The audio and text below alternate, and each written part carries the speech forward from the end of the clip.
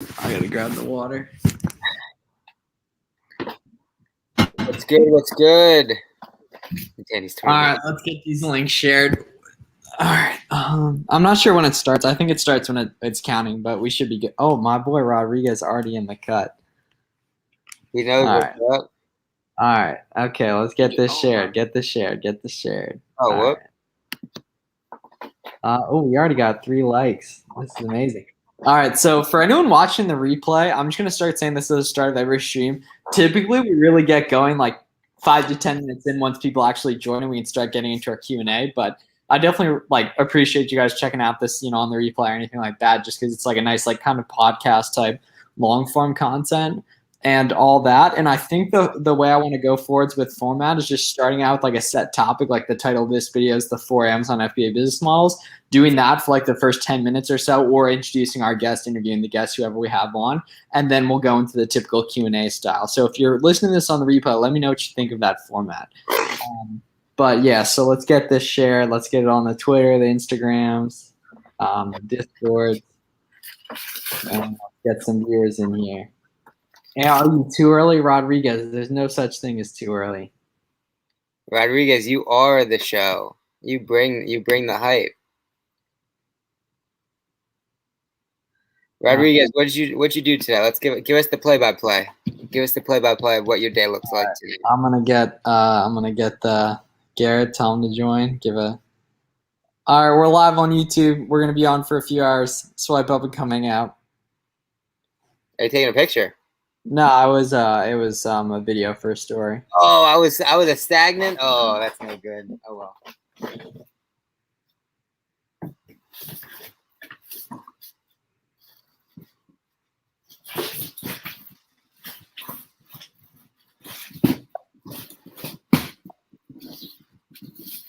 All right, let's get that going. How are you, Alicia? Good to see you.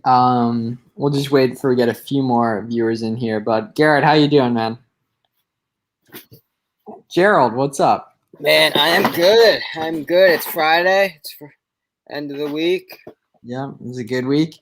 All right, we got Michael in here. All right, so I just want to get started with the topic. Let's give like a basic overview of just wholesale, drop shipping, private label, and then ultimately arbitrage. Right? Let's just give like a basic overview of that for anyone who might listening to this, and we can, I guess, stir up some conversation and gradually get into some Q&A.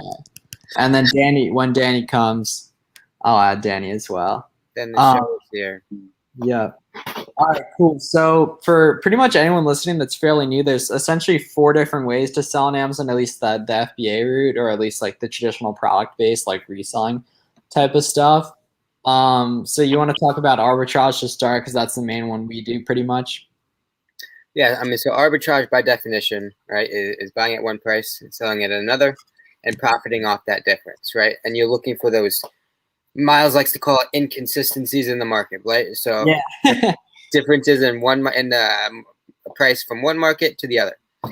But when we're talking about arbitrage, right, there's two different forms of it: retail arbitrage and online. Yeah. Retail arbitrage, as you would expect, you're going into the store and purchasing products in store, right? You're driving and you're purchasing in store. Online arbitrage is the other one, where as you would imagine, you are buying online. So those are the 2 forms of online arbitrage. We do online a lot, obviously in conjunction with our wholesale business model. But online we like because it's scalable, right? Yeah, there's a ton of like good reasons why, and just arbitrage in general, but online especially. You're really nicely diversified because you're never too deep in one thing, which can happen with wholesale. You get like the Rakuten bonuses. You can use a lot of credit, or you can always use credit with arbitrage. I really like it for the diversity piece though, because if one seller can tank a listing theoretically, and if you have 100 units, that could not be as good. But if you have 4 units, it's 16. It's a whole lot different, and I think that provides really nice diversity, at least at the start, and that kind of makes sense as to why a lot of people start out that route. Oh, we got Blake.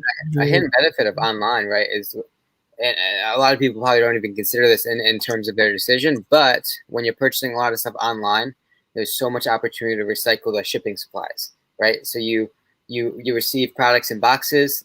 Sometimes you could ship those products out in those same boxes, right? And so when you're doing volume, that starts to compound and actually save you tangible dollars throughout the year. Yeah, that's a good point too. And arbitrage, a lot of times you can essentially like piggyback off other people, like looking at their store, joining leads lists and groups and that kind of thing, and also like using TA tactical arbitrage and all that. And I do want to mention to anyone watching this either live or on the replay, if you're not already in the Launchpad Discord, Amazon Launchpad Discord, it's completely free. You can join below. We'd love to have you. We got over 1,000 members in there. It's free. It always will be. Join it, link down below. But yeah, so arbitrage is great, and that's like pretty much the one everyone starts in. How about we talk about wholesale second, which is kind of like the graduated version of arbitrage. When more people get in here, Derek, I'll share my screen and I'll walk through the filters of TA and walk you through and kind of explain which ones we leverage, which ones we like, and I'll just kind of give you the whole rundown on how we set up our TA searches. I think that'd be pretty valuable for you guys. All right. Wholesale. Wholesale, similar to OA, right? You're purchasing online, but those purchases are from distributors and wholesalers, suppliers, etc. Right? You're purchasing ideally in volume, and the whole difference, the tangible difference in terms of wholesale as opposed to OA is it's not a transaction, right? You're building a relationship with the brand, the wholesaler, distributor, and it's more of a long-term market penetration, right? I use this analogy plenty of times. If we think about the supply chain, right, it starts with the brand. Wholesale, you're getting in closer to that brand, whether it's right after the brand or after a distributor or two distributors or whatever the case may be. Yeah. But the higher up you get on the supply chain. I knew you were going to say supply chain. That's a very good point. Yeah, we talk about wholesale. You're kind of like inserting yourself into supply chain. Yeah. Another like really big benefit I don't think you mentioned is that with wholesale, they want you to buy everything. Like they're in the business of selling as much as possible. Yeah, I mean, there's no instead of a market, instead of a maximum, which we're typically used to with OA, you're going to have MOQs, right? So your MOQ is a minimum order quantity. Yep. That's essentially giving you a floor of how many units minimum you can purchase, right? And when we're talking about, scaling businesses and doing large numbers, we're not necessarily concerned with a minimum as much as a maximum. So it's pretty huge. Yeah. Website just search for wholesalers besides wholesale. Yeah. We'll get into questions after that. Like we said, we just want to kind of provide this like basic overview of the 4 different types of models, just so we can get a base of like a good kind of introduction for the people who are listening on like the replay before we get a lot of viewers in to do Q&A. Just trying out that format. Well, it was like I just want to structure it a little bit more than just like the abstract we've been doing lately. All right, so wholesale, kind of like the more graduated version of arbitrage, specifically or significantly more scalable, at least in theory. Like I feel like after a few million at the peak, that's like the most you could do arbitrage without like seriously hiring out and scaling out teams to like go to stores and stuff like that. All right, private label number 3. Interesting. So private label is pretty much like creating your own brand, right? Like it's very cool. Like essentially, I mean, private labels. What you think of like in general, e-com, like essentially like just opening up an e-commerce store, just using the cream of the crop. Like that's the golden nugget, right? Yeah, using Amazon's traffic, using Amazon's platform, but bringing your own offers to the table. So you control the pricing, you control the market, you run the ads, and it's also like it has the largest upfront cost, I would say, and I don't have any experience with it just from what I've seen. And then like you have to get traffic to those products, you have to do whatever. I don't even know what you do to get sales at the start with PL. But it is a really interesting model. And the thing with private label too is because it's a unique asset, like a brand or a branded product is a unique asset, you can theoretically sell that for multiples in a way that you can't necessarily in like a reselling type of business because it's a lot less unique and it's more method based. Yeah, and I mean, with private label, it's a lot more technical, right? So you guys have heard me talk about the different sorts of principles a good listing consists of, right? We're talking about click-through, we're talking about discoverability, we're talking about conversion. Those are the 3 things that are going to make up a successful Amazon listing. And those are all crucial aspects when we're talking about private label, right? Discoverability is when someone searches a keyword on Amazon, what products show up.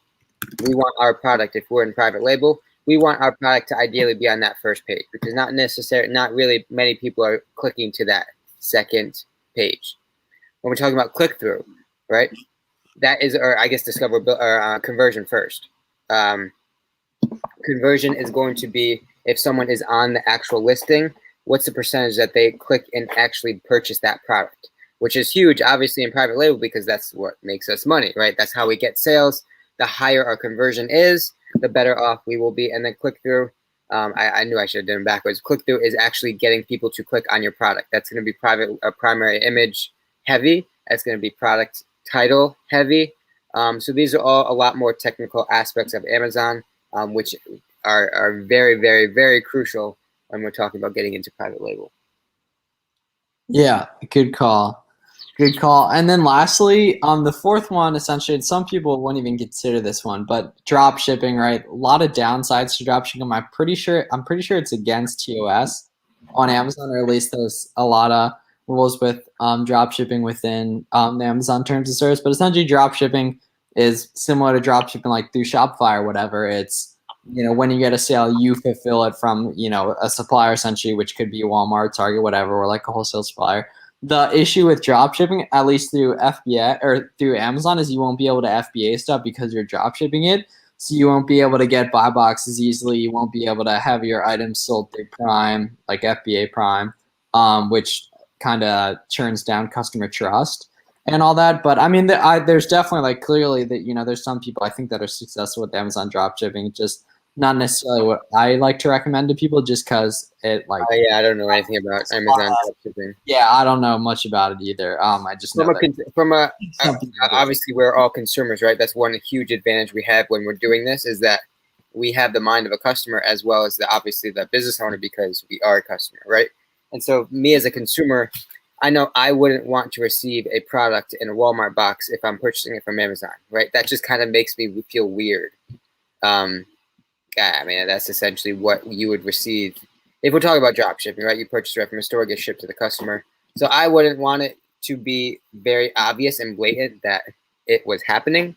But that's just me.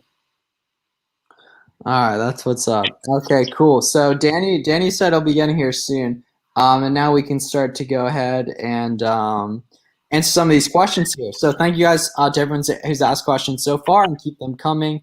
So we're going to ship over 25 inches and 50 pounds for FBA. What is your experience with charges? So it's $25 or $20 a pop, and they shut down your FBA privileges. So the 25 inches, that's inexcusable. That's there's no sympathy for that. I mean, that's a rule. There's no getting around it. You're purchasing a box that's 25 inches. It's just not acceptable. 50 pounds is a lot more reasonably done, right? We've done it a bunch. It's as simple as putting a box on a scale. If that box isn't perfectly center, if it's shifted off to one side, it could be 46, 47 pounds. But if you center the box, it's going to be 53. So we've done it a bunch, just trying to be too quickly. We've gotten plenty of fines in terms of sending boxes over 50 pounds. Each time is $20. Each time they temporarily shut down FBA privileges. But once you acknowledge the fault and pay the fine, you're back up and running. But 25 inches, you just got to know that's the rule, and don't break it. That's a lot less excusable than the other one is. Cool. And so let's scroll all the way back to the top. And yeah, so do you want to go in on the TA filters now for Derek, like he asked? Should we wait for more people, or should we do it now? Yeah, I'll hit it now. We got so can you see viewers? No. Oh, okay. So that makes sense. Yeah, we got around 20 right now, so it's totally I think this would be very valuable. Let me clear my tabs real quick. Yeah, this would be a good clip for your other platforms as well. Ooh, Brian Turner, first shipment sent, posted in Discord, success, bang. Good work, Brian. I'm gonna go look at that in the Discord right now, actually. Appreciate you posting in success, and then obviously great on you for getting started with that. I saw Rodriguez. Yeah, Rodriguez posted in there earlier as well. Ooh, 75K in sales from the Steve Jr. in there. Nice, Lane. Yeah, there's actually a bunch of stuff in success. Yeah, good work, Brian. Brian, what type of stuff are you selling? Are you doing books? Are you doing arbitrage? Are you getting in the Walmart clearance game? I actually have a Walmart clearance video that I have uploaded to my channel. I actually went to a Walmart the other day and All right. found some stuff. And I'll probably film some more this week. All right, G, you ready to get this shared? Yeah, let me try to figure it out. Unresolved gaming name. Ah, okay. I'm gonna go look at that again. Yes, I think I saw you in there. All right. Can you see my? Yeah. No. 1 sec. Now I can. Yeah, Brian. Brian, what type of stuff are you selling? Can you see TA? Yep. It looks really good. All right, so this is something that you're going to want to take notes on, right? So we're going to walk through exactly how to set up a TA search. I'm going to walk you through what filters we use in our business, which ones we don't, and why we use the ones that we do, okay? So for someone that has never been into TA before, there's two major searches that people do, right? So product search and reverse search. And the difference is when we're talking about a product search, we're talking about searching from the supply side, right? We're going out to resale stores. We're essentially downloading and consuming that information at scale, comparing that information to what is on Amazon. And then TA is going to kind of try and find those arbitrage opportunities and find opportunities where we can make money, right? So that's option number one, product search. We start from the supply side. In terms of a reverse search, the opposite, the other way around. We're starting at the demand side, right? We're starting with Amazon, and we are then reverse engineering that math back and comparing it to what we can then find on on websites, on retail stores. So there's pros and cons to both. I think tonight we're probably going to just focus on the product search option. So kind of walking through how to set up a product search, right? So this is going to be the first screen.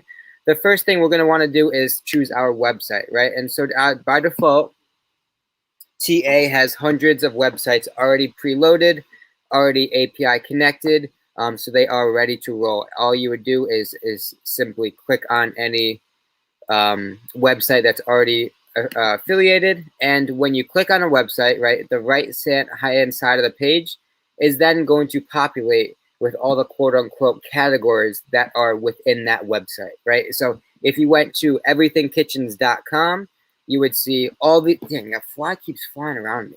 You would see all these different categories on that website, right? And so within each of these, I guess, buckets, categories, whatever you want to call them, there are then subcategories, right? And if you notice the parentheses, these are going to be like whatever metric we want to use, tally marks, sub categories, whatever. So these are the amount of units, we'll call them, that tactical arbitrage is considering in a search. And so if we're calling these units, we have up to 500 units per search that we can run at one time, right? And so different websites have different amount of units, but for this example, we're considering everything is kitchen.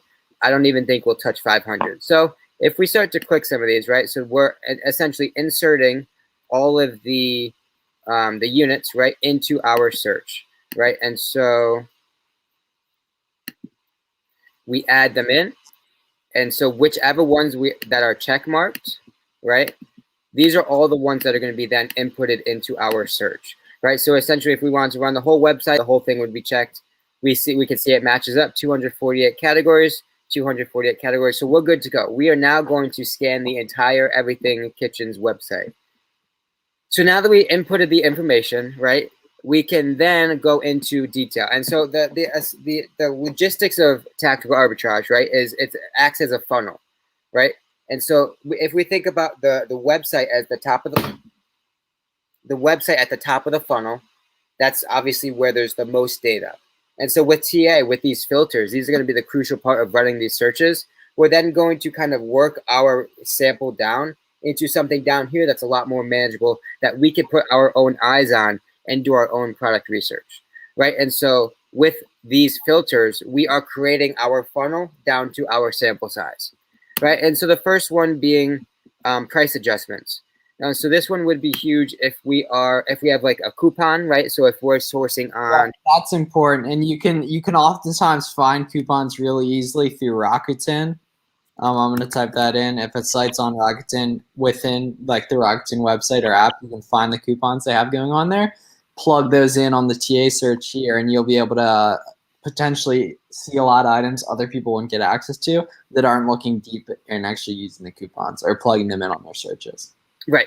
And so additionally, right, so sometimes websites offer like a new member discount that would apply to your entire order. So that's one major key where we can utilize this. Nike.com has some coupons you can buy and things like that. So if we ever had a coupon in our hand applying to the entire website, we would just simply enter in that percentage, and Tactical Arbitrage is going to take the math out of our hands, and it's going to essentially reduce all of those prices by this percentage. We don't even have to think about it. It does it on the back end.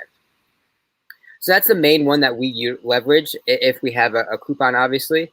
We don't really touch cashback and gift card because when we are sourcing, our Rakuten cashback and credit card cashback, those are kind of like Yeah, we literally said the exact same thing. I don't factor those in either. I just think like there's enough profitable stuff to buy just to go off those numbers, and I like to keep like the cash back. That's just like extra profit, I would say. Right, and so Rakuten, I like to consider as my quarterly bonus, right? So we get a Rakuten check every month. Yeah, it'll be in 2 weeks. August 15th will be our Q2 check. That's gonna be nice. How much is yours?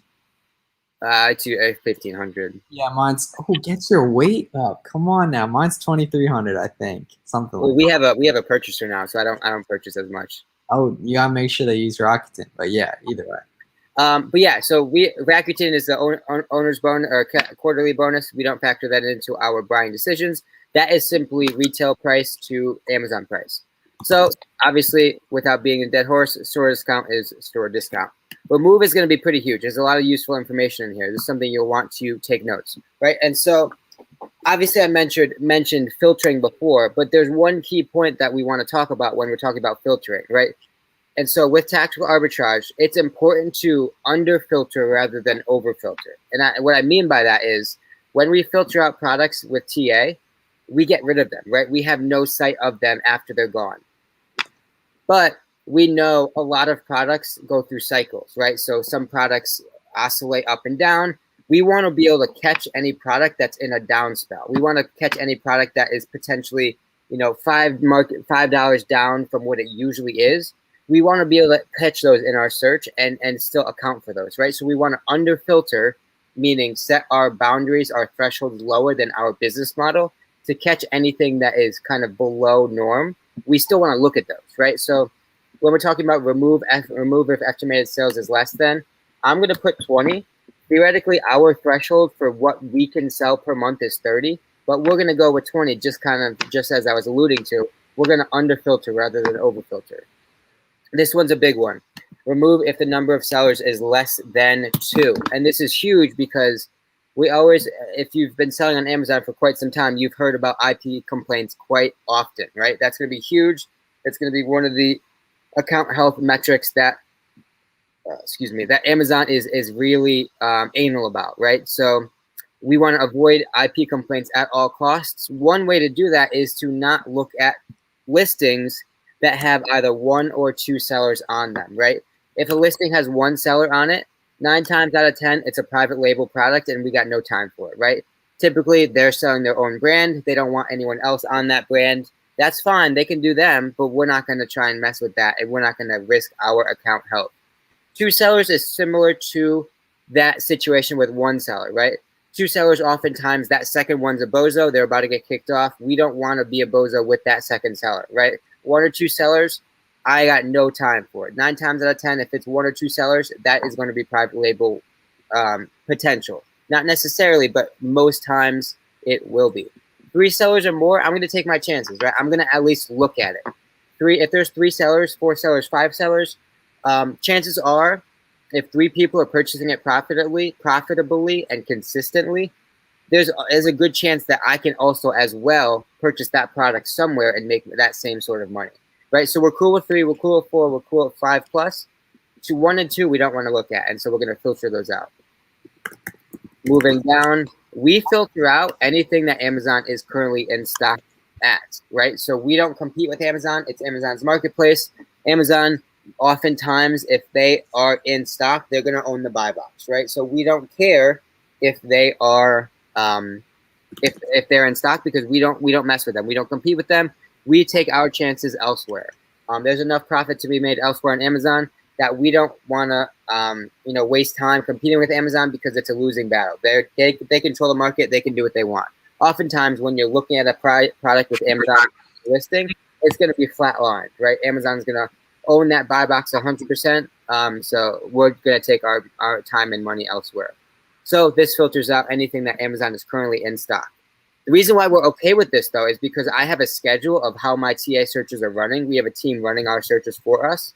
And so if Amazon is ever out of stock on those same products, we're gonna pick them up, right? We're just looking at point-in-time data where Amazon is currently in stock. If they're currently in stock, I don't have time for it. If they're out of stock, then we'll talk about it.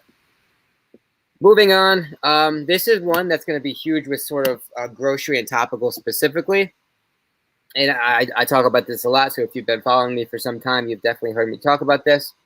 One kind of fault with TA is that they sometimes try to be too perfect, too technical, right? And the reason I say that is with grocery, bundling is very prevalent in that category, right? So if we're looking at Walmart could potentially have a Starburst container, right? A pack of one, but Amazon may have that same Starburst pack, but a 3-pack, 5-pack, 6-pack bundles, right? 10-pack of those same 1 pack of Starbursts, right? And so what TA does is it matches up the picture and the UPC, and it's gonna bring that back as a false positive because it found something that it leverages it in both listings, right? But we don't want to see that because we're going to be scrolling down, and I'm going to show you how we look through products after this. But we're going to be scrolling down quickly. We're going to see a 1,000% ROI or a 2,000% ROI. We're going to get excited. We're going to look. We're going to click into the listing. Then we're going to see that it's a bundle. The quantities don't match up, and then it's disappointing, right? So we don't mess with that.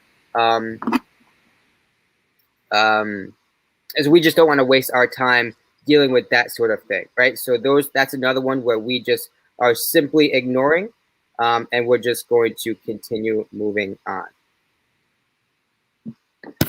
So, but that comes into play a lot of times with grocery because obviously grocery is most prevalently bundled. So I got to finish my point. So the point of that is we're going to filter out words like pack. We're going to filter out words like bundle. We're going to filter out of. We're going to filter out the word 3, 5, any of the common bundle terms, even 10 sometimes. Anything that you would see as like a catchphrase or like a keyword in bundling terminology, we're going to filter out, especially when we're looking in grocery categories, because we don't want those false positives. And last but not least, I keep talking about underfiltering. We're going to underfilter the difference in price, right? So we're going to use 1.5 as a differentiation, as in the Amazon buy box is 1.5 times what the retail price is. We're not going to make money when the Amazon buy box is 1.5 times the buy box. But we want to underfilter rather than overfilter, so we can put eyes on what is potentially in a down spell and acknowledge that the norm of that product is typically somewhere that it's not currently. So 1.5 is a good underfilter value that we could acknowledge. I think that is pretty much our leverage points in terms of, this is one, if you're filtering on Walmart, if you like to do Walmart a lot, this is one that you're going to want to turn on. We don't source on Walmart typically, but if you do a lot of filtering and searching on Walmart, this is one that you'll want to turn on because the third-party market on Walmart is broken, right? So if typically when you look at third-party sellers on Walmart, nowhere near what you would purchase it from Walmart, right? So we want to filter out all those results if we're looking on Walmart because, again, we want to be as efficient as possible with the searches and the results that we're looking at. Cool. So moving on. Costs. If you have a calculation for how much it costs to prep an item, if you know how much, if you're using a prep center, if you have a calculation for any of these metrics, you would use this section. We don't really do anything like that, so we don't use it. This is another good one, right? So this is essentially what we all care about, the money aspect of Amazon, right? This is where everything happens. Again, under-filtering rather than over-filtering. We're going to use as a gross ROI, we're going to use about 15% just to catch all those products. Miles, I'm sharing.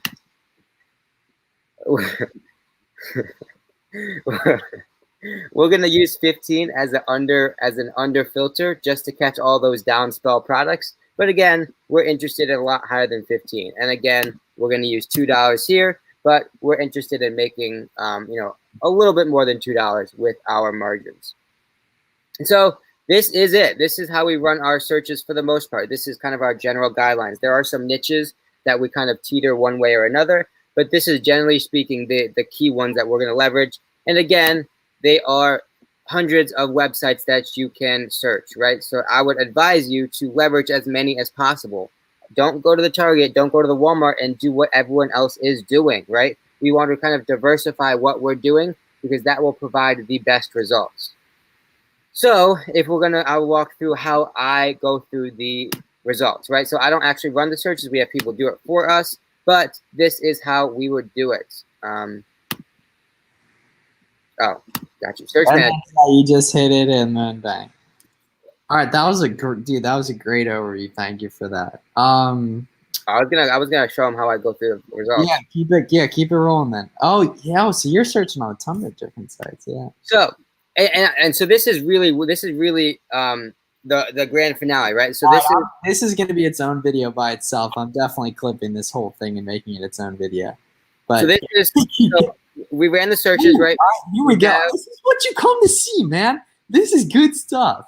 Are we still live? Yes. Oh, why? Okay, so we ran the search, right? And so with TA, we can run up to 7 searches at a time. So I would advise to leverage all those 7 if you really have either time or the outsourcing capability to do so, right? There's 7 searches that can be run at once. Use them. And so there's all sorts of information that TA provides when it comes to running our TA searches, right? And so a lot of this we're not going to care about. It provides it when we want to, but I will show you a trick. Center your screen on the Keepa, and so I've heard this isn't the default setting. If it's not, go to filter manage. Nope, not filter manager. Go to manage columns up here. It's going to be history chart, I believe. I think. Where's history chart? Does anyone see it? History chart. I believe this is the default is turned off, right? So we're going to want to turn this on. But I'll show you a shortcut. We don't care about all this information. All we care about is the graph. And so when we'll look, dang, I think I deleted everything. Nope, I didn't. When all we're going to do is center our screen on this graph and scroll, right? And all we're looking for is something to intrigue us, something to pique our interest. A lot of this stuff is going to be not worthy of our attention. We don't care about this because the buy box isn't moving. The green line doesn't symbolize as many sales as we want. So it goes really quickly at this point, guys. I promise, right? So we're going to look. This is intriguing, right? Lots of sales. Blue line is oscillating. That's good. That's something that we're going to want to look into. I will come back to this, right? Scrolling down. We don't care about a lot of this. No sales here. No sales, no sales, no sales. This is intriguing. We'll click into this. And so you see, once we've run our searches, at this point, it goes really quickly. Orange is Amazon, right? No good, especially, but they're out of stock, so that's another story. This is very intriguing. Lots of oscillation, even increasing. Lots of sales. This is intriguing. So I keep saying there's a lot of intriguing options. Let's look at one, right? So this is something that I would actually click into and do some research on, right? So the blue line is the buy box. We want oscillation. We don't want it to be completely flat. The green line is the sales rank. We want lots and lots and lots of drops. That symbolizes sales, right? And so the next point of contact, right? So we started with the graph. That's checkbox number 1, right? We check the blue line, it oscillates. We check the green line, it oscillates. Good and good. Now we move on. Next, we're going to match up the pictures, right? And this actually might be a steal for all of you guys in this right now. Starbucks. No, actually, this is only one. Medium roast. But so next point of reference, we're going to match the picture. Does the picture match up? Yes, it does. Pike Place, yes. Pike Place. So the picture matches up. Now we click into the Amazon listing, right? So we click on the Amazon image to go into the actual listing. Now we're going to do our individual product research on the listing. We look at the title. Is the title descriptive? We look at the picture. Is the primary image good? Is there good details? Yes, yes, and yes. Okay, so we're making progress.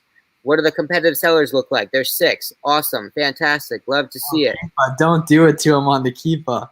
I know we already kind of looked at it in the TA. Now we go to the Keepa, right? So this is really what makes the money as we look at the Keepa and we kind of make our decision. It doesn't get much better than this, guys, right? So all these triangles, this pink line, this is buy box. This is lots and lots and lots of sales. This is good stuff. The green line is sales rank, right? The sales rank symbolizes sales. Every drop is one sale. So this keeper, assuming we can get it at a profitable price, and you got the heck? You guys might actually be in luck. This might be a winner for all you guys in this chat right now. But buy box is good. Sales rank is good. There might be some IP complaint potential, but Starbucks, I really haven't heard of much. So I would probably take a risk. Yeah, I've heard of people having success selling Starbucks, like tumblers and stuff, especially. Right. But one key point, guys, is the 4-pack. So that's the one thing that could potentially be the hindrance of all this, is that if we then go to the retail site and it's matching it up to a 1-pack. So it's Target. We see Target's the source. This little, I don't even know, a Y, I guess, the Y button. We'll call it a Y button. We click on it. That brings us to the source site. Now we can do the math. One box is 8 packets, right? And so now we can do some quick math. If we find a price, and so this probably isn't going to be profitable because it was comparing it to a 1-pack rather than a 4-pack. But you get the process. The process is what is actually key right here, guys. So this is the same logistical process that we're going to run through every single time, right? So $6 for 1, 32 for 4. 6 times 4 is 24. So there's not much there, guys. So this wouldn't be a winner. However, the process remains the same, right? So we are going to do the same thing every single time. We look at the graph. We find something that's interesting. We then click on the Amazon listing. So we'll click into this one, right? This is actually might be a good one, right? So we click into the Amazon. We do our kind of due diligence here. We look at the keeper. We look at the competitive sellers. We look at the pack of 8, right? So that would be kind of an inconvenience to pack all those 8. But if there's money involved, I'm not going to discount it, right? And so I think this keep is actually going to be really good as well, right? So this actually, the past 4 months is solid. We aren't going to see much better, right? So there is some differentiation in terms of not consistent, and like 2 months down here at 36, 2 months at 50. We would have to purchase based on the floor, which is 36. So based on what we go by, based on our business model, we would have to be profitable at 36 in order to go in on this. We don't care about the ceiling. We care about the floor. And history tells us the floor is at 36.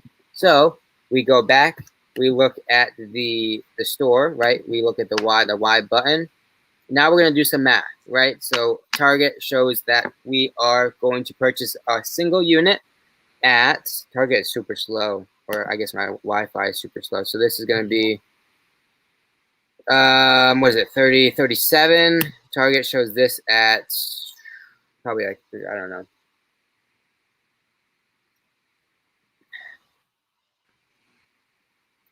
Oh, all right. So I found a winner for you guys. Whoever's in this, go wild, right? So 3 times 8, I think it's an 8-pack. Right? Yeah, well, assuming it's an 8-pack, yeah. Oh, so okay, so it's profitable at the ceiling, right? 50.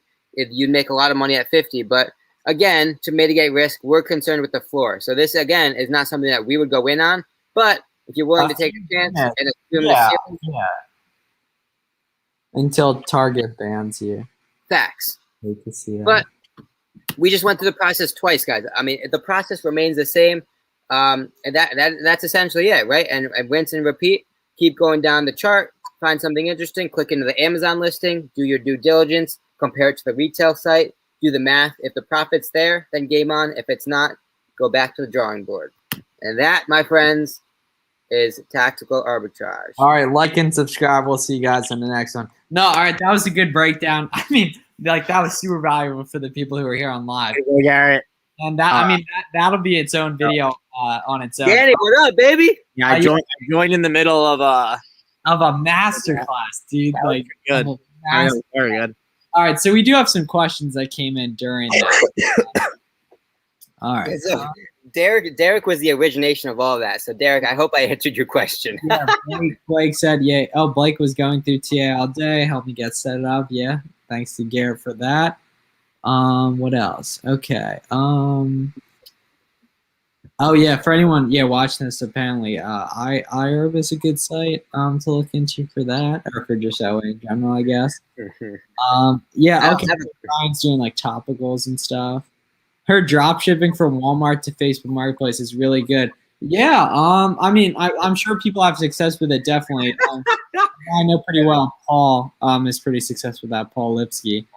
That was money. Yeah, Derek, thank you for the question. That got that all started. Like, that was a really, really helpful question and everything. And obviously, anyone who's watching this, you guys can let us know what else you want answered. But Danny, you want to show us the seller app a little bit? You want a little flexitarian on us? Is he might not have beaten us today. Fridays usually not good, but I did 10K today. Well, you see the month to date, or the beautiful thing. I usually do pretty much nothing on the weekends. My best days are Monday to Thursday. Yeah, that's funny. And Danny has a really unique business model, so it kind of makes sense as to why. Yeah, it's all business to business sales.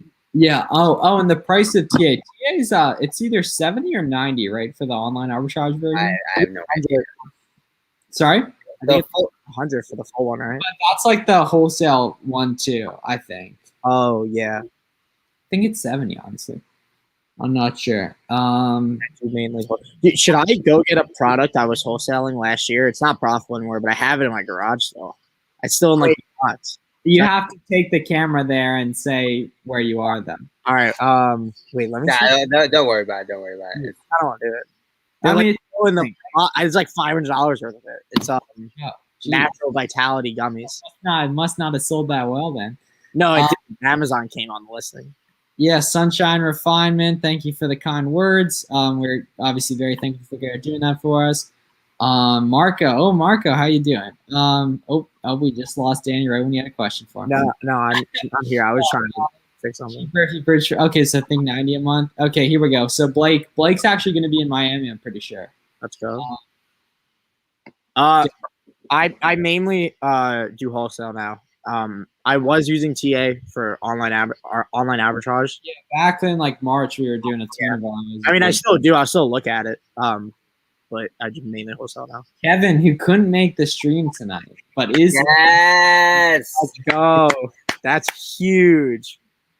Oh, here we go. This is a good question by Garrett. All right, so you can give like a long answer on this, but this is, I doubt you guys are using Wholesale Center at all, right? I don't even know what that is. I mean, that would be another display. That's Smart Scout. That's essentially a similar. Yeah, but you want to think, and I don't even do wholesale, so I'm not the best to answer this, but you think of like where people are going. I'm sure Wholesale Central spends a ton of money on SEO to like show up early on Google. So imagine how many people are looking at that already. You know what I mean? Like you want to have like competitive advantage. You want to go where people aren't going. Wholesale Central is a place that a lot of people are going. That's a good point. So we use Smart Scout in terms of wholesale sourcing. That's essentially TA for cater to wholesale. So what Smart Scout does is it leverages all sorts of filtering capability at the brand level. So it's more a macro perspective. It doesn't look at the individual product. It has all sorts of metrics comparing brand to brand. So cumulatively, when you're looking at a brand, it talks about how much Amazon is in stock for the brand, right? What that brand averages in terms of a sale price, what that brand averages in terms of a sale rank. So it looks at the brand level, and it allows you to filter based on those filters that you use, right? And so what we do is we adjust our filters, right? Looking at our specific categories that we want, and then we just go line by line and call all the brands and the distributors and wholesalers supplementing those brands, right? So that's one way we do it. The other way is we do a reverse method that we always talk about, right? So TA is one way you can leverage doing the wholesale reverse method, but essentially you want to use Amazon. You leverage Amazon, and you find profitable products that you That was Danny who just drove by. You find profitable products on Amazon that you would like to sell. You take the brand from Amazon, you put it in Google, and you find what wholesalers, suppliers, distributors, that brand itself. You find a contact number. You call them and say, "Hey, I'm Joe Schmo. I'm from Amazon. What's up?" I think that was me by accident. I played the stream. And then so you want to essentially While you're at it. put yourself in a position to provide value to them, right? You have a listing in front of you. Why don't you pick a few points off that listing and improve them or offer improvements, and then you provide that to that brand as a value point, as a value proposition in the phone call to give yourself a step ahead of anyone else trying to make that same phone call. All right, this is a good question here from Mike. Miles, in shoes at men's and women's, was the most common shoes to buy? Women's, I would say 7 to 9, men's 8 to 12. It does vary. You want to be looking specifically at keep it charts for each individual size because they can vary drastically in some cases. But those are the most common just because that's what the most people wear. I think, at least from my experience, some thousands and thousands of pairs. But you want to be looking at each individual shoe's keep it charts just so you can make sure you. When you're talking about shoes, completely disregard the sales rank. I cannot stress that enough. In shoes and apparel, do not look at the sales rank. It's irrelevant. Because of the variations? It's completely irrelevant, right? I will explain. For example, Air Monarchs, if you've ever looked at the product listing, have hundreds and hundreds of variations. Reason being, that puts them at like 2,000 sales ranked, right? So what the sales rank does is it accumulates all the listings under the parent ASIN, and it essentially tallies them and uses all those as a cumulative, as a metric contributing to the sales rank, right? So that's why Air Monarchs are so low ranking, is because they have so many variations. They have wides, they have extra wides, they have bozo sizes, they have every sort of size in the sun. What's that? They're fire too. Yeah, no, very good. But they have all sorts of colors, all sorts of sizes, etc. Right? So, for example, if an Air Monarch is ranked 2,000 with 300 variations, if this hat is ranked 2001 with 3 variations, that means Oh, we're losing G. We're losing Ian. Losing G. I think. Garrett, you there, boss? I think I'm here. Oh, okay, cool. All right, okay. Especially with variations. You set up filters and go through brands there, and then reverse search. Oh, all right, that's interesting. Jaden, that's yeah. So Jaden's actually using Smart Scout for kind of using the reverse search method that we do for wholesale, or at least it is done for wholesale. Interesting stuff there, but that's really cool. That's working for you. Maybe we should look into that. Can't hear you anymore. Yeah, G's back. Dad, G's need some love. Facts, Kevin, you better be rocking some at Miami 2021. Speaking of that, get a little promo up on the screen.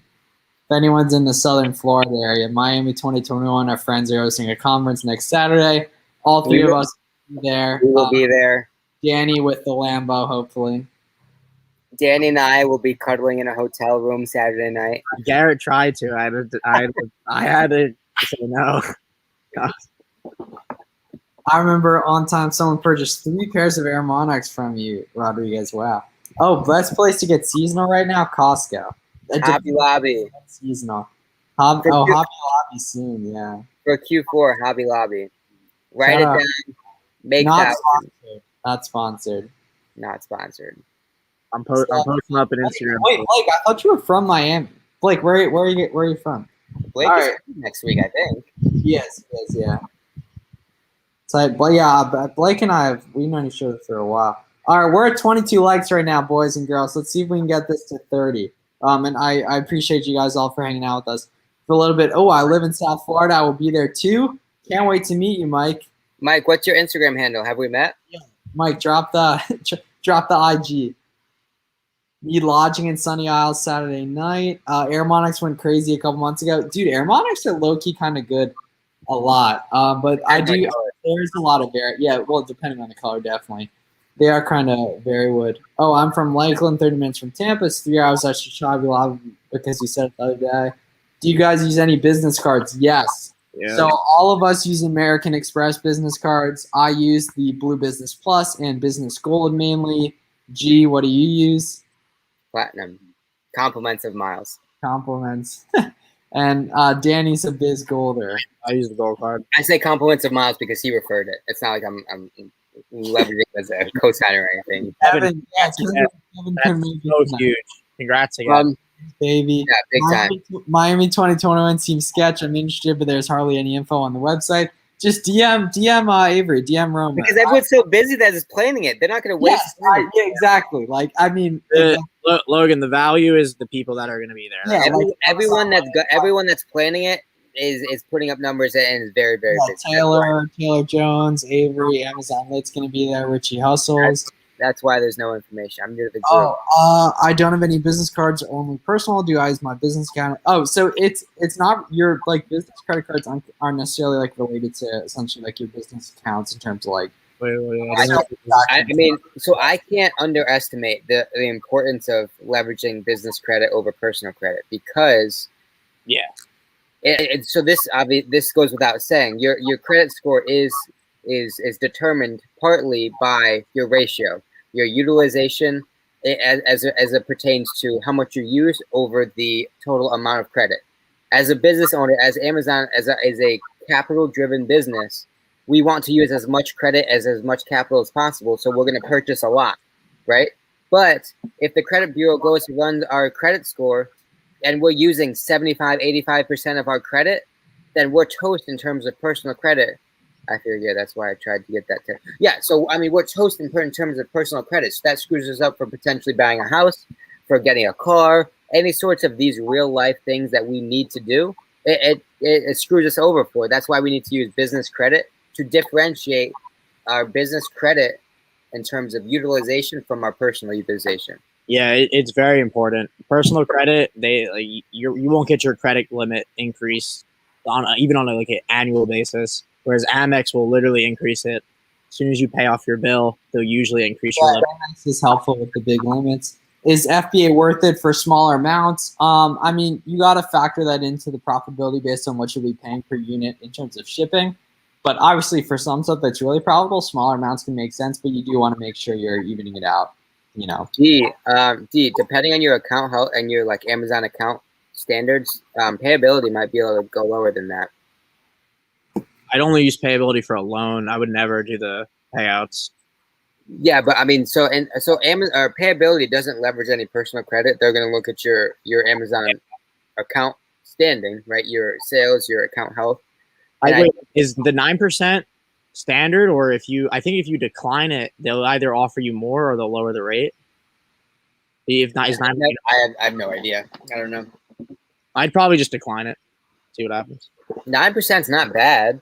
For a year, it's not bad at all. You could do a lot with a 9% loan in terms of, especially when we're talking about 30, 40, 50% returns. Yeah. Do you guys know how that works? You have to pay that back monthly? I think it's something like that. I don't know that. Yeah. Oh, I think it's they probably take a portion of each of your payouts, like payability. Yeah. To pay it back monthly, I'd probably just hit the Amex. I mean, so I would assume it works so payability takes a portion of your payouts, right? So I would assume it works the same way. Payability, when they do the same day payouts, that is terrible. I mean, they do, I can't remember, but it's a percent of sales, and then they take on another when your payment actually comes in. It's really bad. I don't know. I think payability is awesome if you're really looking to aggressively scale and don't have access to a ton. I might use it in the future. I would in the beginning, but as soon as you have the money, I'd get out of it as soon as possible. I mean, so if your business is going like this, there's no need. But if your business goes like, then you need payability. Yeah. I'd get a loan from a loan shark. How would you start building business credit? Isn't LLC required? It's not. Talk to a CPA about what makes. That's when we start to get a little shady. I don't know. Yeah, I've gotten business cards as a sole proprietor. Is that the best thing for you? Who knows? Talk to CPA about that kind of stuff. But it's not necessarily required. Why do I need to open a warehouse in New Jersey? Let me know. I don't know. Rams, you want to open up a warehouse in New Jersey? I'll pay for part of it. I need the parking lot though. Where in North Bergen County or Monmouth County. I was actually looking at it. on the shore. I'm close to the shore. Can you use even as a sole pro? Yep, Paul, you can. Don't zoom out, you guys. He's just trying that. For the people in the back, dude. Yeah, D, I don't know. That might be 9%. I mean, depending on what your margins are, what your operating margins are, you might do well with that 9% if you have the. So here's the thing, though. Most people have more product that they do capital, right? And so in that case, that 9% is huge, right? Because you could leverage that 9% to buy that extra capital that you wouldn't be able to do. Obviously, you take the hit on the margin, but that's irrelevant because you're buying more than what you would have. So depending on what your margins that you're operating at are, depending on your sourcing, depending on if you have more product than what you could afford, that 9% might be huge in terms of business growth. Ram, I'm in my backyard in Central Jersey right now. Right. Yeah, give us a tour. Show us the back. It's really dark. You can't. Yeah, you're not gonna be able to see anything. That's the point. Yeah. Oh my God, the views right there. Look at that. The views. If anyone knows anyone in Wilmington, Delaware, text me. Yeah. Big time. Get up to that warehouse. Garrett needs need 24/7 security. Backup. I mean that is just kind of warehouse spacing though. That's kind of what happens usually in those kind of areas. Huh? Like that's what industrial spaces are just usually in. I don't know what you're. Well, it's like right off the highway. Yeah, it's like fairly. Oh, I'm not concerned about the area. I just need someone to work for me. Yeah. And the area is fine. I could care less about the area. I couldn't care less. Okay, I got some sushi coming. Oh, you do? Oh, D, my bad. I saw Wait, hold up. What kind of sushi? Huh? What kind of sushi? I mean, what? Spicy tuna. You're a tuna. All right, get him out of here, man. Get. D, my bad. I saw your text. I didn't respond. I'm responding. No, I've never had tuna sushi actually. All right, so we got 31 of you guys in here right now. So if you guys want to let us know what other questions you guys want answered, what stuff you want, need help with, software questions, any of that, we are here to help you guys.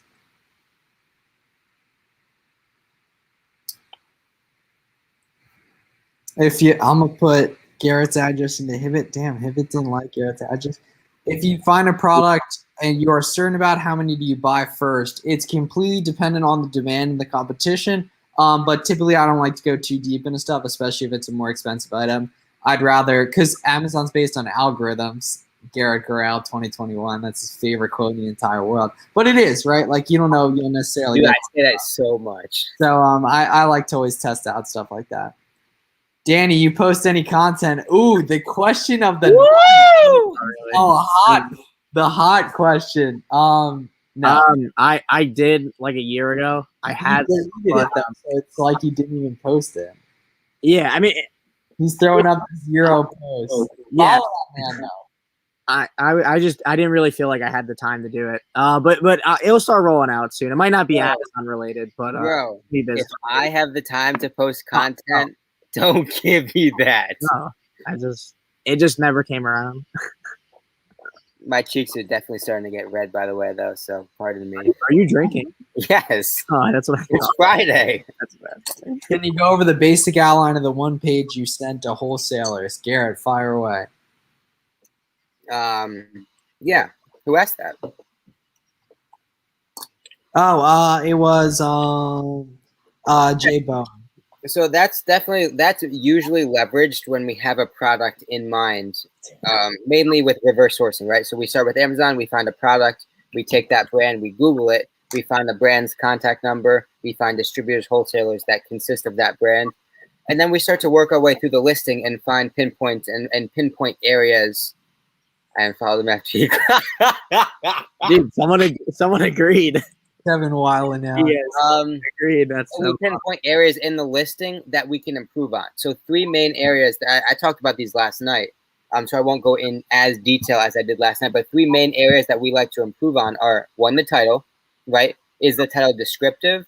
Are there keywords that are going to pinpoint and trigger the Amazon algorithm in those first 60 characters? Number 2, is the primary image spot on? The primary image is arguably the most important part of the entire Amazon listing, right? 9 times out, most people nowadays are purchasing Amazon through their phone. And what do you see if you've ever purchased something on your phone on Amazon? All you're looking at is really the main primary image, right? You see the title, you see the primary image, and that's it, right? So the primary image is going to be key. If the primary image doesn't show the use of the product, if the primary image doesn't show all the sides of the product in clear color so that the viewer can visualize and actually conceptualize that product, then it needs to be improved on, and that's something that we're going to suggest as a possible improvement. The third opportunity for improvement that we like to bring up to brands is the bullets, right? Or I guess before that, are they leveraging all 7 pictures, right? Because every listing needs 7 pictures. If there's not 7 pictures, then we suggest to them, why don't we add a few, right? But I guess 3 after that one would be the bullets. Are you leveraging all the bullet criteria? Is the first one essentially a call to action for the customer, telling the customer why they need that product in their life? The second one is going to pinpoint the kind of minute details of the product. There's really criteria for all 6 bullet points that you're going to leverage, but those are really the 3 main areas that we're going to suggest in that document.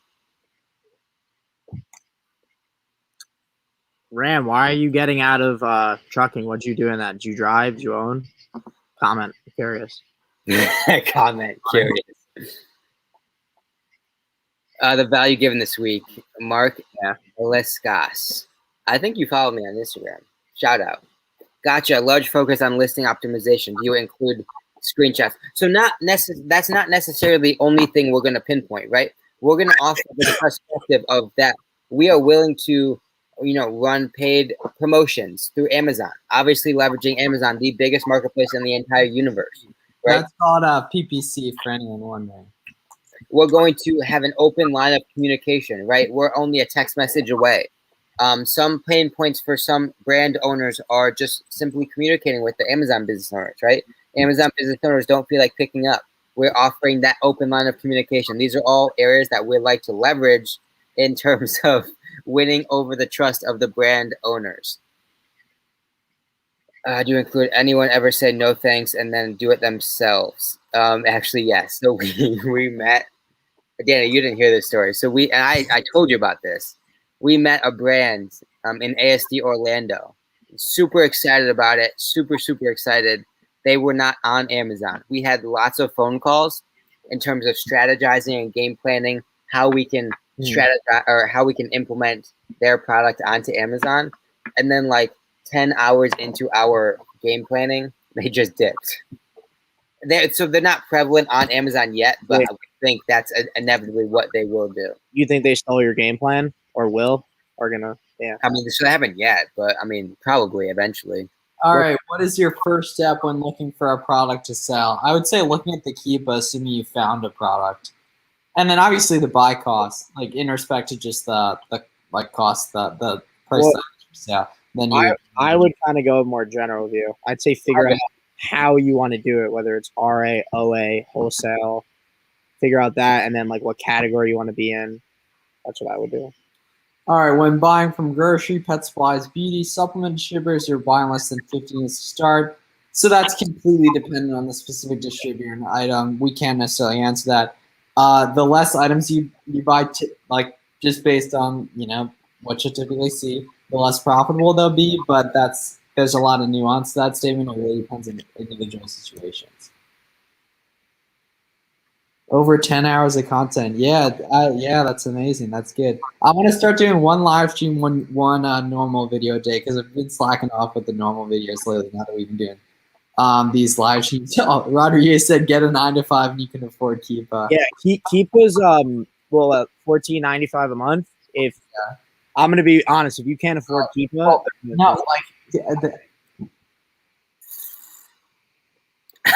It's 50 cents a day. Coupon is something everyone should have. Yeah. It's 50 cents a day. You have to have keep. No, remember when we get off this, remind me to tell you about 9 to 5.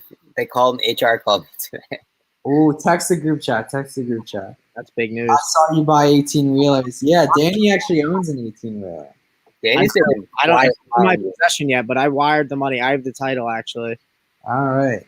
Now let's get the stream to 30 likes for that, man. We're at 27 right now. Yeah, Danny, run through the trucking model for anyone who might be. I'm totally familiar with it. I mean, it's honestly very simple. So Nice. How are you commenting right now? I think you I can view it as the like stream person. pretty much getting semi trucks, putting drivers in it, and running profitable freight. For me, I'm going to actually be running Amazon loads, so I'm going to be hauling all your FBA stuff. So, well, not you, the driver, but yeah. So when y'all see this is July 2021, you see a dude with a Lambo trying to sell you a course, and he looks like CoffeeZilla. You just know he's not actually that experienced, and he's only been at it for a few weeks. Yeah, HR found Garrett's Insta. Yeah, Kevin, you're right.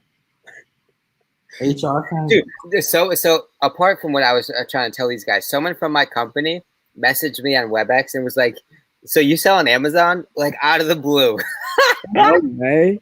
Yeah, because you bozo, you have it in your personal Instagram bio. I mean, not that there's a problem with that, but Well, no, that's true. Wait, what? Did you know the person? No, Were they like higher up than you, or just like a? just a random head. That's funny. They were, no, I mean, the end result was they started asking me questions, but yeah, it was out of the blue. It was super funny. open another tab and mute Garrett, you say? Okay. Yeah. Kevin, what's the verdict on that? Is Kevin's Oh, I lost my bottom spot now. Oh, all right, let me run it back then. Run it back. Miles has way too much power. Yeah. I get power hungry on these. All right, we're about an hour in. Shout out to everyone still with us or listening. I guess kind of like in podcast form. I do that actually on a lot of like long form YouTube videos. I kind of just listen to it as like sweating. That's content. I guess kind of creating that little ecosystem here on our stream as well. But yeah, we'll probably be on here for next 30, 45 minutes, the next hour or so. As long as the questions keep coming and we keep I mean, I could stay on here forever. We'll just talk normally like we usually do. Dude, I'm gonna transition into my car. How you going? Oh man, we're about to get that. Some products from people. That 2021 Tesla Model 3 performance. Yeah, Garrett, let's see the Tesla. See the. It's not gonna be much of a view. I'm just dying in here. I guarantee you the Wi-Fi gets bad. Yeah, you might have to show it from the dock.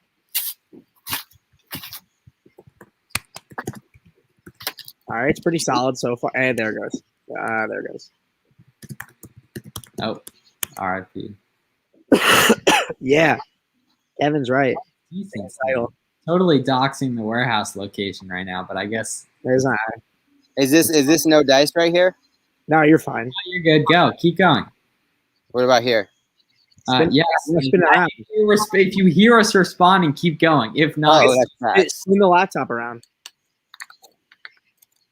this might actually work. No, show the Tesla.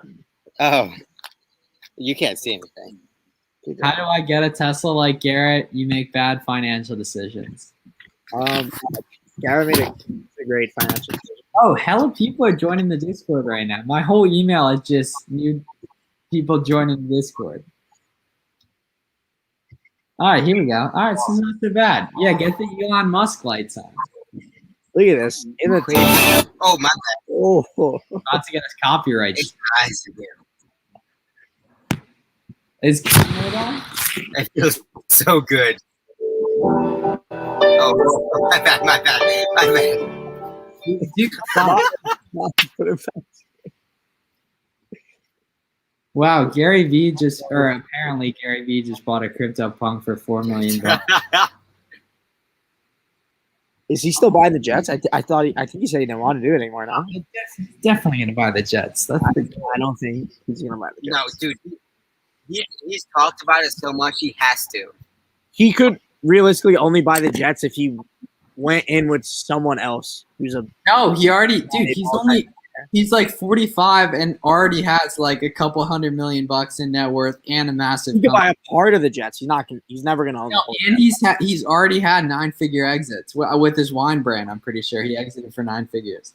Yeah, that is crazy. That is, like, he's the GOAT. If the Jets keep losing, bro, imagine if he ever was like, screw it, I'm gonna start selling courses, bro. He has like 50 million organic followers. Like, you're right, actually. Yeah. Simply put, if the Jets keep losing, that value is going to keep going down. Yeah.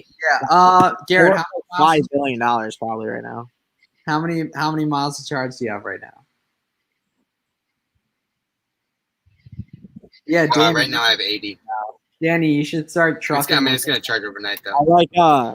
I like gas cars. I'm not there yet. I like gas guzzlers. $4. Oh. I bought some freedom. I mean, so I would have gotten it. No, Danny likes the loud noise. Okay, go back in the warehouse. Danny's car is the most obnoxious sounding vehicle I've ever experienced. That's not true. Garrett, you might have to reverse back towards the dock so the Wi-Fi gets better. Hold on, let me reverse real quick. I'm losing you. You have to have a business to order. Yeah, usually Sarah. Almost always, actually. To get an order from a brand or yeah. Oh, that actually works. What's with the donuts?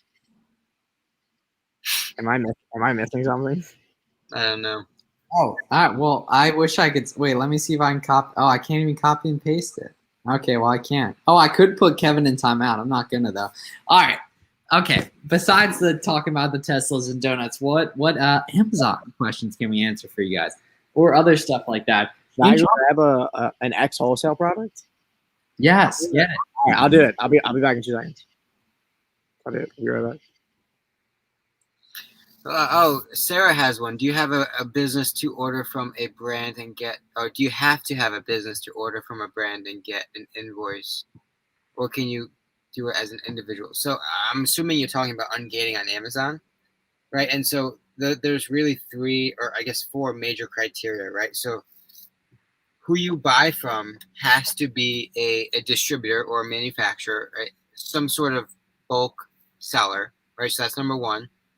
The invoice that you purchase from and receive needs to have the name of the distributor. It needs to have the address. It needs to have the itemized description of that product that you bought, 10 units, right? With the price, product name, unit, obviously 10, all that information.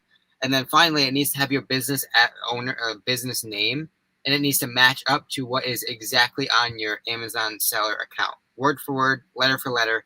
Has to be matched up exactly. If any of those 4 fail, then it won't go through. And even so, even if all 4 of those do go through, you still might fail and you have to resubmit. All right, I got it. It's still, I have like 20 of these just sitting in my garage. So these are natural vitality gummies. I was buying them like a year ago for I think I was buying them for like $13 and they were being sold for $39.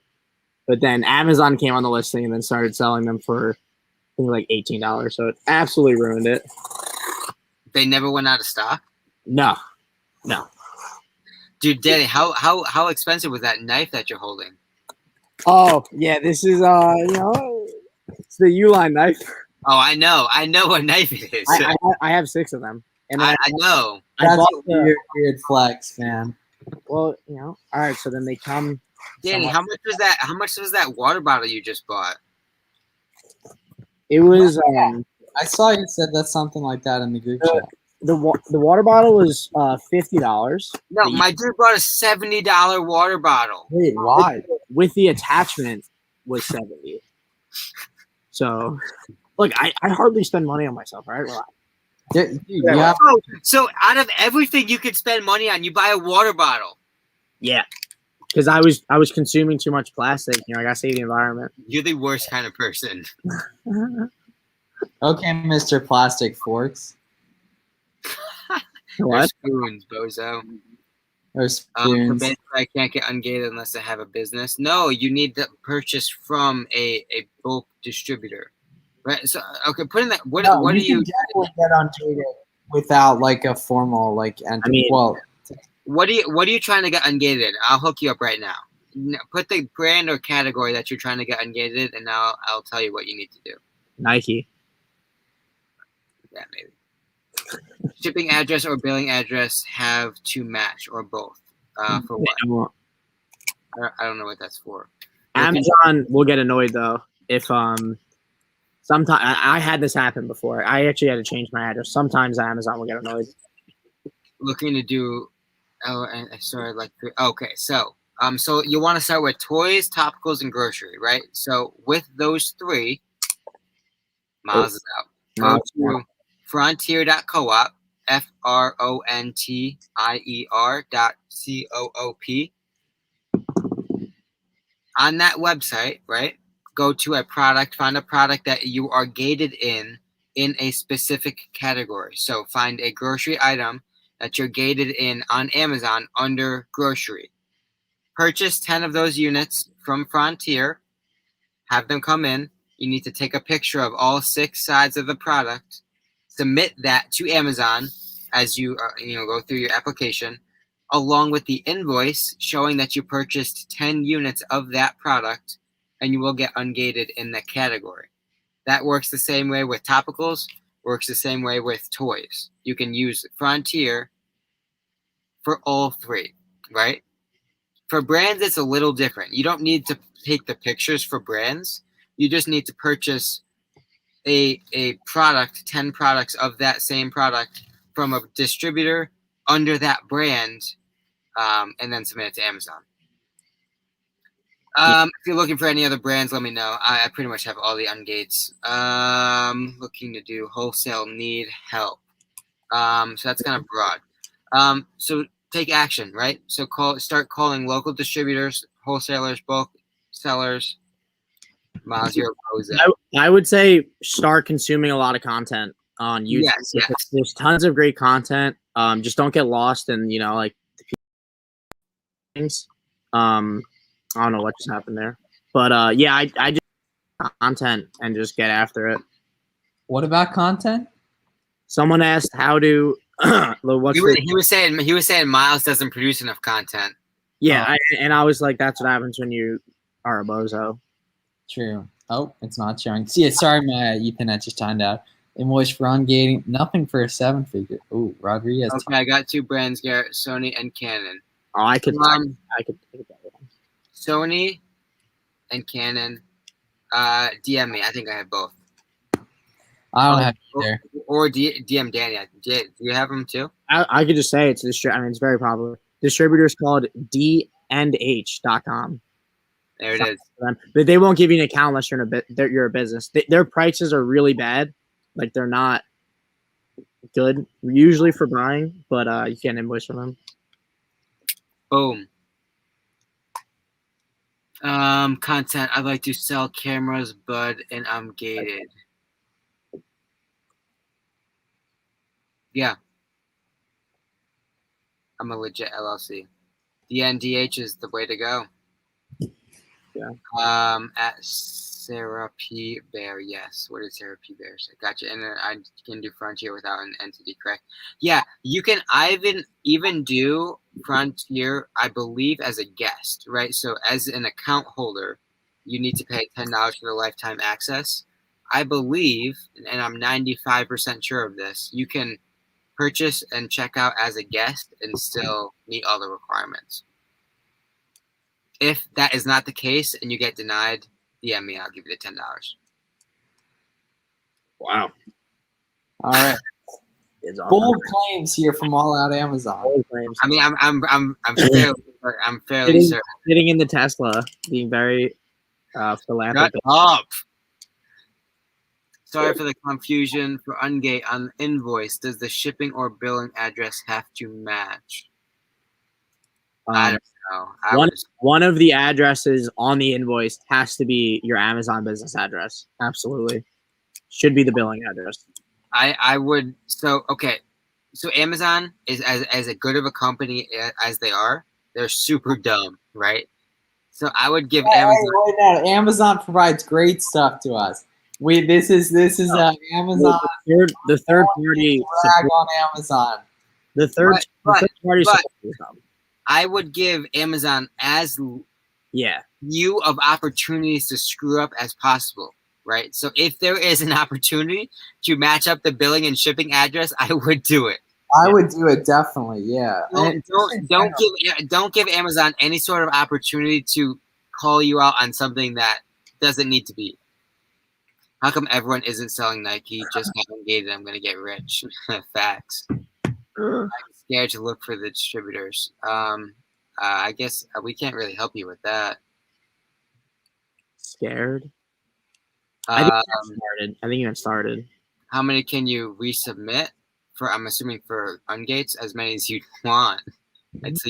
So the thing about Ungates on Amazon is it's all automated. There's not an actual person on the other side pressing a button that says reject, accept, right? So it's a shocker. It's an algorithm that kind of pinpoints what is on the invoice and picks it up and either accepts it or rejects it. Yeah, there's actually, I know for some electronic brands, there's certain distributors where when you submit the invoice, you'll get ungated in like 15 minutes. Rodriguez, you're a moron.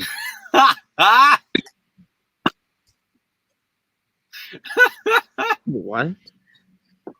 What is it? What happened? Oh. What happened?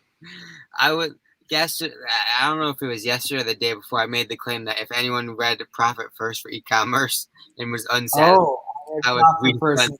Bad. Yeah, true. Rodriguez, you're a bozo. I want a synopsis of the entire book, and if you still don't like it, that's funny though. That's super funny. Thanks for all the help. I just started this, and you guys are so much more helpful than the 300 guys. Hey, yo, bio. You won't shout out the $300 course though. Who is the $300 course? Wait, yeah, Sarah, put who sold the course in the comments. I don't know. Wait, that's a good. I'm definitely screenshotting that though. That's a good. Thank you for the work. Yeah, let me put that up on the screen too. Oh boy. Jess, no, there's not. No, Danny, Danny, give it for the Instagram. Yeah. No, go back. Take a picture. Wait, yeah, man.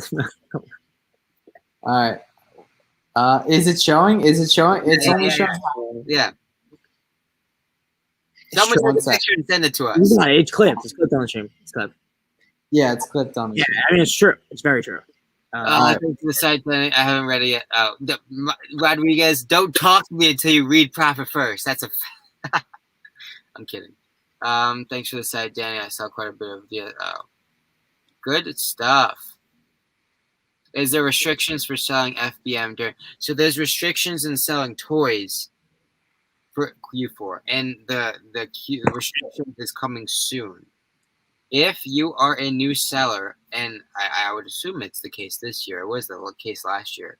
If you're a new seller, I believe Amazon requires that you be ungated in toys before like October 1st, or yeah, I think it's October 1st.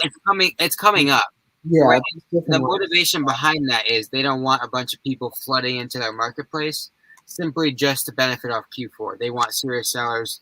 So the reason why I bring that up, if anyone's new seller, if anyone is a new seller in here and hasn't ungated toys yet, do it ASAP. They did that also in the beginning of the pandemic. Oh, did I lose you guys? I left that. They did that in the beginning of the pandemic. They didn't allow anyone who already wasn't previously ungated in, I think, health and for safety to sell. Rodriguez has got jokes. Is Miles, he coming to Miami? I don't think so. Nah, Rodriguez can't, man. You hate to see it. How many people in the chat right now, Miles? We got 20 still. Appreciate all 20 of you guys. And anyone listening on the replay. You're pretty deep. You're an hour and a half in. Shout out to you as well if you're on the replay. DM Danny on Instagram if you're on the replay. FBA_Danny. Is Nerf worth getting ungated for? I got Lego a bit. Yeah, people do like there's some heads crushing OA or we got auto ungated in Nerf, but yeah. I would do all the big ones. So Nerf second tier. If we're talking first tier in terms of Q4, right? So we're talking Lego, Fisher Price, Star Wars, Marvel. What's the other one? What's the kids one? Hasbro? No, Michael and Thomas, or no, Michael and Douglas, or I don't know. There's more. But right, so all the big ones, specifically around kids and gifts, right? So we want to get all those ungates long before Q4 comes, so we could take advantage of any potential sales that come on the RA side. Any potential, obviously, Target is probably going to do their buy one get one free again, so you can all get banned. But there's lots of opportunities in the toy space for Q4 that we definitely want to take advantage of when it comes. Melissa and Doug, there it is. That's another good one. Yeah, puzzles are massive, right? So if they're very, very, very discounted at Walmart. 1.7 million people in the U.S. became millionaires last year, bro. We gotta get to that quicker. Not me yet, boy. Yeah, same. Thank God I'm not going for Garrett's going to No, Rodriguez, it would be cool to meet you, bro. Yeah, my Fisher Price has there's only 2 seats in the Lambo, Rodriguez. So there's only 2 seats in the Lambo. Yeah, it was only it's. Damn, you know what? There's unlimited seats in. The Amazon Launchpad, free Discord, join it. Link down below. That's actually not true. They capped it, but that was a fantastic plug. A plus. You guys like that? Dude, you guys can catch us all in there too. After hours, we type in there during the day. Yeah, Garrett answers all the questions. Yeah, Warner couldn't make it. The equity stakeholder. Yeah, I might need to start getting paid for that.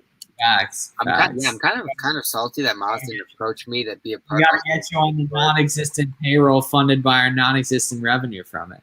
Yeah, my Fisher Price has been back order for forever. Still waiting for that ungate. Same with my Disney. Check SHEPHER. Sheffer. Check Sheffer. If you have an EIN, that'll be a lot quicker. Oh, Paul, my man, thank you for the kind words. We appreciate you, Paul. I've Lego been thinking of getting Nerf. Also missing Marvel. Need to get them. So Nerf, I would say Nerf isn't as crucial as some of the other ones that we talked about. Nerf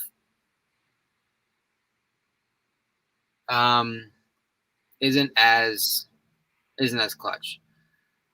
Don't you have to do FM a certain amount of orders before Q4 to be eligible? That's a good point. You do. I forgot about that. I don't know what it is. It's not much though. I think it's like 50 or something. But yeah, that's a good call. Does it have to be in the toys category? No, it doesn't. It could be. Oh, that's a good rule, to be honest. That's a good rule. Yeah. I don't know what that threshold is. Obviously, I think it was 25 or 50, something like that. Yeah, Rodriguez has got all the jokes tonight. Rodriguez does, in fact, have all the jokes. Rodriguez, there's next full-time job will be a Discord manager. Wonder where. Yeah, I think we're starting to slow down here, Miles. Well, dude, we have 26 viewers in here. You guys keep it coming with the questions, and we'll stick it out. We're planning on going 2 hours or so tonight, so we have 30 minutes left. So if you guys have questions, keep them coming. We'll keep answering them, definitely. What do you know what we topped out at? 35, which I think 34 was my previous record, but either way, the engagement's been great tonight. You know who we have to get on here? Who? Cody. Dude, Cody said next week, weekday. Don't worry. Gotta get him on here. Shout out, Cody. So what was it? At Cody does Amazon. Justin, there's a bunch who got to get on. Romer, Justin, Kevin. Obviously, Kevin's a ton of fun. We've had him a few times on here, but Kevin frequently. There's a lot of good people I want to bring on. Definitely. Is it true that a lot of home and kitchen items don't require ungating? Not sure, but I feel like that would kind of make sense. I mean, the category does. Oh, really? I guess there's just not a ton of like specific brands or something. I know the category can be kind of hard to get ungated in. Mm-hmm. What's that? Well, like kitchen, right? it could be things that like start going. Home and kitchen doesn't need an ungate. Yeah. Really? Yeah, it doesn't. I feel like I got an ungate on it. No, it doesn't need an ungate. Maybe I'm thinking of health and household then. Health and household doesn't need an ungate. All right, hold on. I'm thinking of some. Derek, I don't have a master class on wholesale. We can do like a live stream centered around wholesale. Bro, this is all the information you would ever need. Oh, honestly, Derek, the way I do look through price lists, and like 30% of my sales come from products I found on price lists from distributors. But the bulk of it is just from building relationships with my reps and then being able to get discounts from them. Of course, by buying in large quantities, but it's just my world. So INGRAM Entertainment. Ingram Entertainment?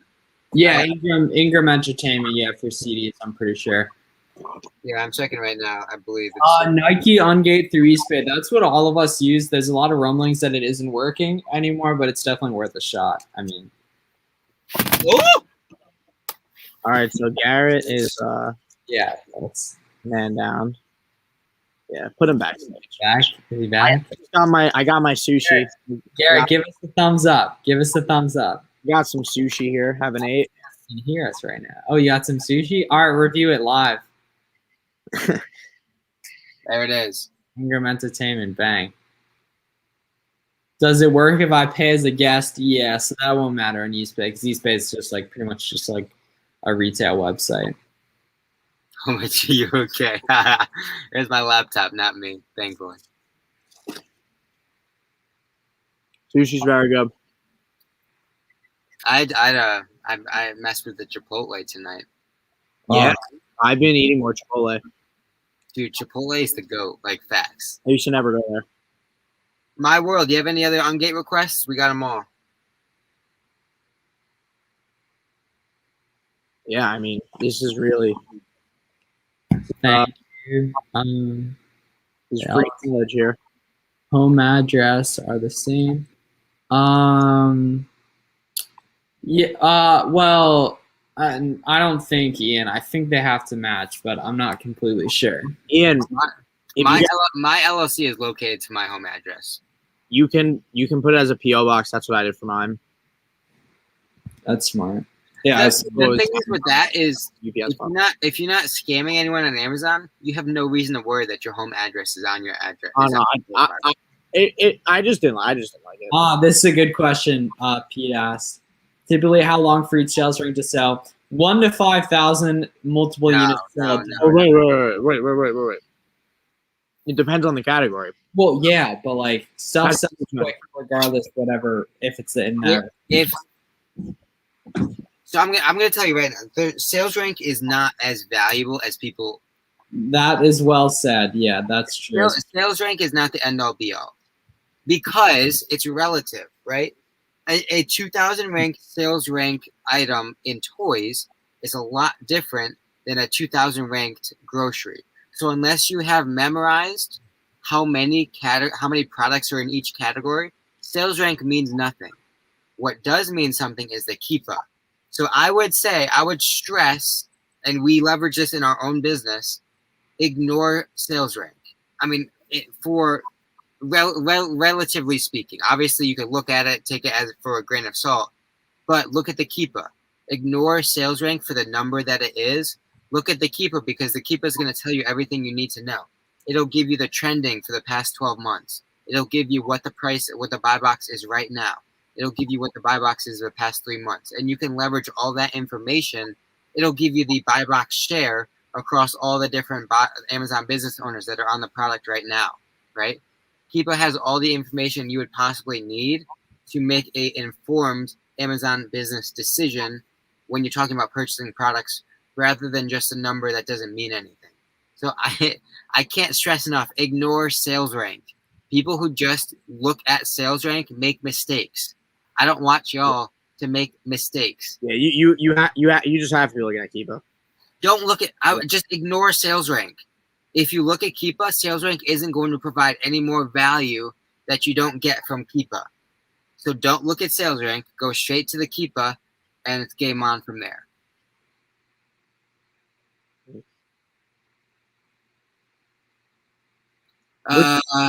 For the wholesale price list. Shopkins? I have no idea what Shopkins is. How do I get ungated on Amazon? Rodriguez. Can we ban Rodriguez? Is that a Do you see what Ian just said? Get aggressive. I mean, honestly, it could be a good point. Used for scanning wholesale price lists. So we use TA, our tactical arbitrage, simply because we have a team that leverages it for OA, right? So we source all sorts of OA lists. So it just makes sense to leverage it in both areas. But it's pretty simple to use in terms of wholesale, right? If you have a catalog, all you need is the UPC and the price. You input that into TA, and then it runs. Today, I'm going to take you through. Miles. My bad. I just, dude, I know on Twitter just posted this on your own live stream. I mean, I just clicked it off on Twitter, so it happened to pop up. Easy resales, so I can't stand reading first. I'd probably just say it's personal preference. If you want to have it, it's better to avoid having your home address on your seller page in case competitors get aggressive. I mean, it's just personal preference. Like I don't. Yeah, that definitely makes sense. Like that's a very good point by Reezy. Definitely. Yeah. I mean, I could be naive and not caring, but I don't care. Yeah, that is a good point there by Reezy. Yeah, I mean, how much are PO boxes? I might do that. It's not much. I have a UPS box, so it's actually like it says sweet on it, which is pretty nice. I mean, we're talking about like that's a good idea, definitely. I think I paid $360 for the year. I mean, we're talking about like tens of dollars per month. Like it's not significant. Like $1 a day. 6 months. Oh yeah, it's selling super quick. Like really, like multiple times a day. PD, I'm telling you, if you want to level up your Amazon business, ignore sales rank. But he's looking at the Keepa. That's how he knows the fluctuating sales rank. How else would he know what the sales rank in between? Facts. I didn't read the whole comment. Come on, man. Get off my man PD's back, man. That's my bad. I didn't read the whole comment. Ranked through 6 months. It's just how. Yo, yeah, absolutely. So anytime you see consistency is really what we're looking for. Whether that's consistency across 1 to 2,000, or even consistency across 50 to 60,000, right? As long as we can dependably count on that specific margin for that product, it's game on. Right, whether that's $10 or $2, if we can reasonably count on it, that's a dependable product that's consistent. We bring it into our book, and it's game on from there. Right, the things that aren't consistent, the things that oscillate, the things that oscillate, I use as a good verb, right? But the things that are all crazy and fluctuating and not consistent, those are the ones we don't look at. Yes, Miles. Thank you, bro. Yeah, Pete, that's my fault. That's my fault. Making you meme? Oh, Rodriguez. Amex, I would just use your address or your business address. Don't use PO box unless that's your business. Rodriguez just dropped some heat in the peep the meme section of the Discord. Yeah, Rodriguez has been goofing all night. Dude, he's hilarious, man. Thank you, but yeah, Pete, my pleasure. Anything else we can help with?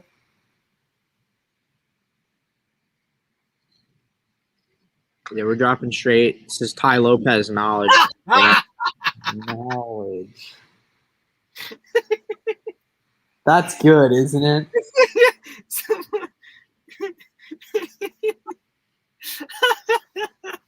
Someone post that. No, promo it's not. Could be. I don't think so. What's that? Danny, Yeah, what's it's worth $50 to join a reseller Discord. Okay, well, it depends on what you're looking to get out of it, what business model you're looking to do. Like, does that align, right? Like, you could make $500 profit from one lead, or if you're not going to commit to it, you could totally make nothing, and then it wouldn't make sense. It's the same thing as like all the other types of software costs. Like, if you're going to apply on it, then definitely, but it really just depends. So my perception is obviously Miles's Discord is free. So not including Miles's Discord, I would pay $50 just simply to be in a community with other Amazon business owners. And it's not Amazon sellers, it's Amazon business owners. Obviously, if there's a free option, then we're dudes are rocking with the meme heavy yeah, but if you're looking to get leads out of it, they're not going to be good. Well, they're going to be arbitrage types of leads, and if a group has 200 members, a lot of people are typically going to get on that. But on the flip side, that could mean there's tons of high demand, and in that case, you're going to get lots of sales. In my opinion, it really only takes 2 people to drive the price of a listing to the ground. Maybe on wholesale, but if the rank's like everywhere. Well, I mean, yeah, it takes 2 bozo. Chlorine, you have 50 people in like all buying products. No, Danny's right. Danny's absolutely right. It only takes 2 people's bozo algorithm. And there's also other extenuating circumstances. Like if you're in a Discord, you're most likely new. You may not have as much capital, so you need to get it out quickly. So you start to pen. Yeah, so that's why it makes sense to sell the quick moving like bolos and stuff. Yeah, no, they're right. If to be in a community of like-minded people, it could be worth it. I mean, I just from a community perspective, like obviously Maz's one is free. If it wasn't free, I would pay $50 to be in a community of like-minded people. For Target was less. Danny with the PO. Target less known brands for wholesale or distributors. So Target, you're not going to have much success for with Amazon, just because they have so many limits. Not when you guys OA. How often do you scan a site? Is it internal thing, or do you scan? So we have a set of 140 searches that we run every week, right? We have a team that runs them, and we have a schedule that implements these searches. So typically we'll do one search or one specific search every week. So we have 140 distinct searches. So I think that answers your question. Not really sent in, about 15. Waiting till Amazon receives and posts my products before I start buying more, because I messed up. Yes, get ungated before then for sure. Definitely. Is he the guy we pitched in for the yo-yo for? Yeah, man. Yeah, he's still at it, man. I sent $10 for that. Yeah, man, definitely. He's doing it. I'm expecting it back in equity in a few years. Oh God, yeah, 8% stake. Dropped another meme. Would you hire for VA for product research? Only if you are successful at it. If you're not good, you can't expect a VA to be good. Yeah. If you're not successful at sourcing, you can't expect a VA to be successful at sourcing. The VA is only going to be good. The VA is only going to be as good as your SOP is, right? So if you have the knowledge, then yes. If you don't, then no. Yeah, Garrett's right. You gotta do it right yourself first, before you can do it for other people. For OA, if the packages in your building sometimes stolen, where can you see larger packages? Whoa. I would say, I mean, you can use a prep center. You could potentially, could you get it set up where you pick everything up from the UPS store? Yeah, you can. You get a UPS box. That's what I would do. I'll send you guys Hot Pockets. Good looking at it. All right, so we're going to finish up in the next few minutes. So you guys let us know any final questions that we can help with on this fun Friday evening. Yeah, I would use a prep center.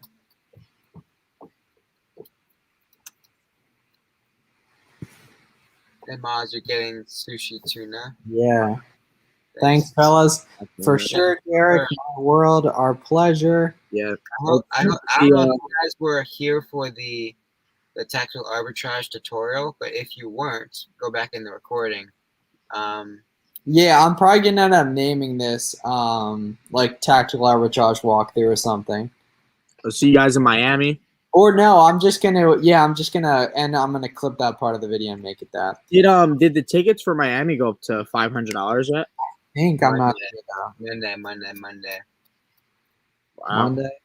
All right, so we're signing off. Okay, appreciate all the kind words, Ian. Rock you guys with the memes, always appreciated. Cug, good to see you as well. Thanks for the information tonight. Our pleasure. Make sure to subscribe below if you haven't already. Hop in the Discord if you haven't already. Let me know what videos you want to see, who you want to see come on the stream with me, and all that. We appreciate you guys. Have a fantastic evening.